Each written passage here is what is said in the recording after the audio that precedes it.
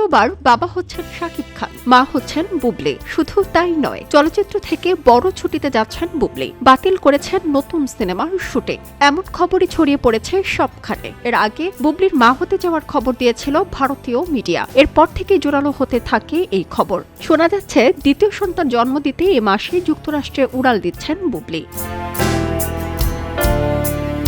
বুবলি এখন 5 মাসের অন্তঃসত্ত্বা।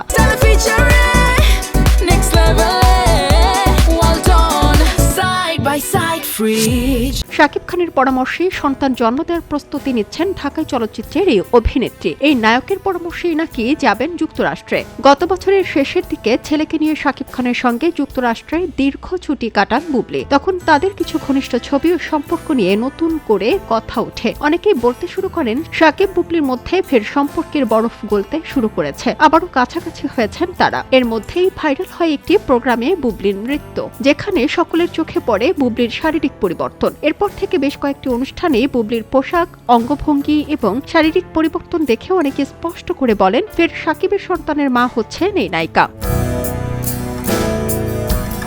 এর মাঝেই শোনা যায় বুবলি 5 মাসের অন্তঃসত্ত্বা, তাই ঢাকাইয়ে দেবদাস সিনেমার শুটিং করতে চাইছেন না বুবলি, ঝুঁকি নিতে চাইছেন না এই নায়িকা। প্রথম দফায় আদরাজাতের বিপরীতে 4 দিন শুটিংয়ে অংশও নিয়েছিলেন। দ্বিতীয় লটের শুটিংয়ের জন্য শিডিউল দিচ্ছেন না তিনি, যাচ্ছেন দীর্ঘ ছুটিতে। বুবলির যুক্তরাষ্ট্রে যাওয়ার খবরে ঢাকাইয়ে দেবদাস সিনেমার প্রযোজক ও পরিচালক নায়িকাকে নিয়ে ভাবছেন, কারণ প্রায় 1.5 বছরের ছুটিতে যাচ্ছেন নায়িকা, যে কারণে তারা সিনেমার কাজ এগিয়ে নিতে নায়িকাকে ছাড়াই বাকি কাজ শেষ করবেন।